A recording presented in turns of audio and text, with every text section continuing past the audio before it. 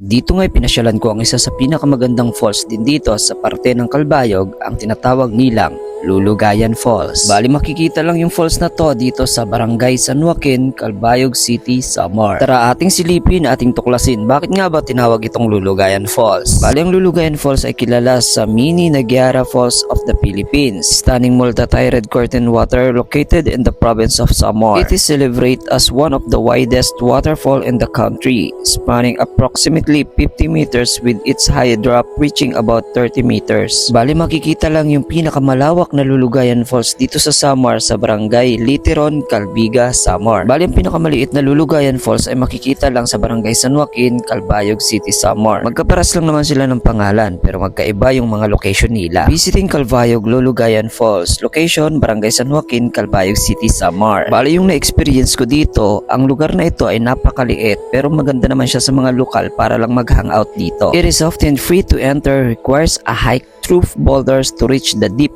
falls. Paano nga pa pumunta rito? Kung maglalakad ka lang naman, aabutin ka ng 30 minutes papunta rito. Pero kung sasakay ka naman ng sasakyan o motor, syempre mag-iingat rin tayo sa mga motorista dyan kasi hindi pa tapos yung daanan dito. May mga off-road pa kayong madadaanan at mabuhangin-buhangin pa. Yung kaibigan, magdahan-dahan lang kayo sa pagdadrive nyo, lalo na't pag maulan ang panahon. Dito ay nilalakad ko na papuntang Lulugayan Falls. Bali, iniwan ko lang yung motor ko dun sa may dulo at dun ko lang siya finark. Wala namang gagalaw dun at mababait naman yung mga lokal rito. Sa mga nagtatanong kung may entrance ba dito, wala pong entrance dito. Basta panatilihin nyo lang ang kalinisan ng lugar, mas mabuti. May iilan lang akong nakitang konting basura dito. Siguro sa mga dadayo sa lugar na to, dapat dalhin nyo yung basura nyo kasi sa pagkakaalam ko, malinis to nung pinasyalan nyo. Para naman sa ikakabuti ng lugar, para kahit papano pag may mga turista na gustong bumisita sa lugar, mamamanga din sila sa ganda ng mga waterfalls dito sa Calbayog City, Samar. Ang pagkakaalam ko, ang Calbayog ay may pinakamaraming waterfalls sa buong Samar. Kaya nga tinawag na City of Waterfalls, di ba? May sinasabi nga clean as you go kasi tayo o kayo ang nagdadala ng mga iba't ibang uri ng pagkain sa lugar dito. Hindi ako perpekto pero sana panatilihin natin ang kalinisan sa ating kalikasan kasi tayo rin naman ang nakikinabang. Umaakyat ka ba ng bundok para makita ka ng mundo o para makita mo ang mundo? Sometimes we fail, dili sa tanang panahon atong mga gipangandoy matuman, but it's okay, we also learn. Pagsikapin mo lang hanggang sa maging tagahanga mo ang mga taong walang bilib sa'yo. Di ko alam pag umaakyat talaga ako ng mga bundok o naghahanap ako ng mga falls, nawawala talaga yung stress ko. Kaya dito ko masasabing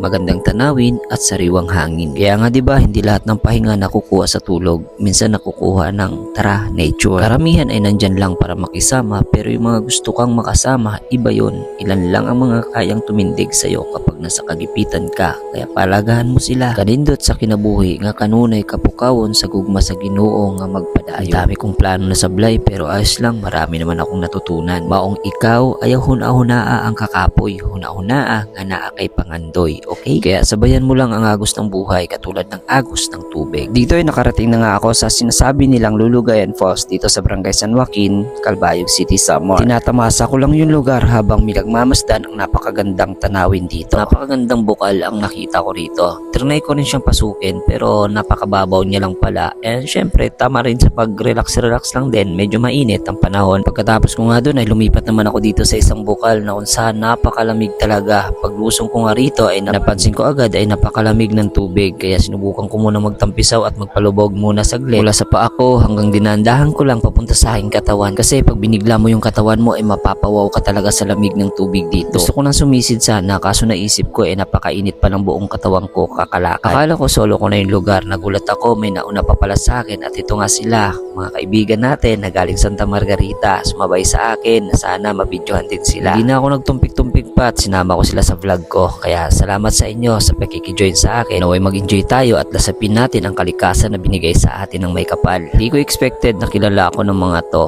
Basta ang alam ko nag-nature lang din ako tulad nila. Kaya pala sila dito kasi birthday ng kaibigan nila. Ramdam ko yung solid ng pagkakaibigan nila kasi nga ang layo pa ng lugar, pinuntahan lang talaga nila. Akalain mo mula Santa Margarita pumunta lang sila dito sa Barangay San Joaquin para magtampisaw para iselebrasyon ang birthday ng kaibigan nila. Bali hindi pala yung first time kong pumunta rito. Nakapunta na ako dito ilang beses na. Naalala ko pumunta kami dito ng mga kaibigan ko. Tumalon-talon pa kami dyan at tulad nila nag-enjoy din kami dito sa lugar na to. Sa mga pupunta nga pala rito ay mag-iingat kayo sa mga bato kasi nga medyo malumot at baka madulas kayo. Napansin ko sa kanila inuunahan lang siguro sila ng hiya para tanungin ako kung ako nga ba talaga ang nakikita nila sa Facebook. Bali nung na-confirm nga ng kaibigan nila na ako yun na nga nag-enjoy na sila at nagtempisaw na kasama ako. Grabe napakaganda ng lugar, napaka-ambiance, napakalinis. Sana pangalagaan to ng mga lokal dito at panatilihin ang kalinisan ng lugar na ito. Suggest ko lang sa mga lokal rito, sana may magbabantay rin na panatilihin ang kalinisan. Kasi hindi mo talaga maiiwasan na may mga taong burara basta na lang tinatapon ang mga basura nila na pagkatapos nilang kumain kahit saan